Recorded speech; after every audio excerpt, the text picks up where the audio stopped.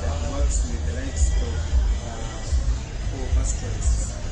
So for us, we provide a platform for pastoralists to discuss issues that affect them. Here we are also participating in the Indigenous Food Fair. This is the National Indigenous Food Fair that we are very proud of, because as pastoralists, we also get to be proud of what we are doing. What we are seeing right now, everyone who is dealing in crop production or livestock production, we are saying that we need to go back into the other ways we used to do things. We need to go back and see those foods that used to be good for us, because right now we are having foods that are causing us a lot of problems. We are having, like for the case of livestock producers, we are having things like pesticides that are killing the eyes of cows and all sorts of things. You find someone on a farm having cows. Out of the 5-10 cows they have, 3 or 4 are blind because of the pesticide they are using. And you wonder, how does that kind of pesticide come all the way up to the farmer? How does it, skip all the systems and it reaches down to the farmer? Ideally, this should not be happening. We should be protected from such problems. The government should protect us from such issues. We should be able to, to receive, to have these services reaching down to the farmer. But when the services are good for us, the services that will not cause us problems, because we know that the cow is something that we depend on. If it gets any problem, then the people have the problem, and the problem is continuous. So what we the knowledge and what we are transferring from the other generation to the next generation is what we want to correct. Because for us, we are saying we don't want to get the GMO generation actually moving to the next generation. No, we want us to be our indigenous foods, our indigenous goats. You have seen the goats, the livestock, to thrive, to stay, so that even the next generation can access this good food, this good livestock that is in its original form, the traditional one, that is in its original form, that they can feed on and enjoy without causing them effects on their bodies. So what we are having here, you will see people having things like organic fertilizer. People have been doing good research, and the challenge is that we have research that people have engaged in, but when it reaches certification of research, they also get problems. So we also want the government to give us an opportunity. These young people of ours who are doing research in such things that are good for us, organic fertilizers are all there.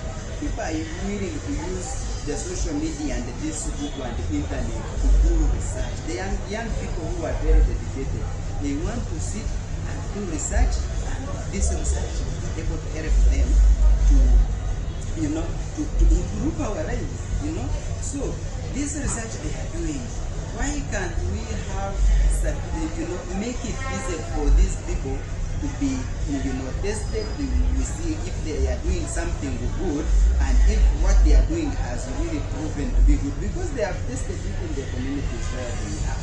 So if they test it in the community where they are, and it is really working, or they undergo NS, testing. If they are what they are doing is really good, then we should be, the certification process should be a bit easy, because there's a lot of, I think, bureaucracies around certification. So that is an area that we really think that the government should, look at and see how best they can make it easy. People can do certification of what they have researched about the indigenous things. So we are promoting indigenous foods. Our research should be helping us, and we also want researchers also focus on our indigenous foods, because we have used this opportunity to move around and see how different regions in Uganda are producing different foods. Really very, very, very important and nutritious. So how can we, foster research in those areas to know which good foods were good and are still good? Then our seeds are also disappearing. Our seeds, I have seen some people using a rat. They are using a rat to trace their seeds. They say there is a type of rat, you will see it somewhere there in this thing. A rat keeps the seeds, different seeds in a certain place. I really want to follow up and know how that works.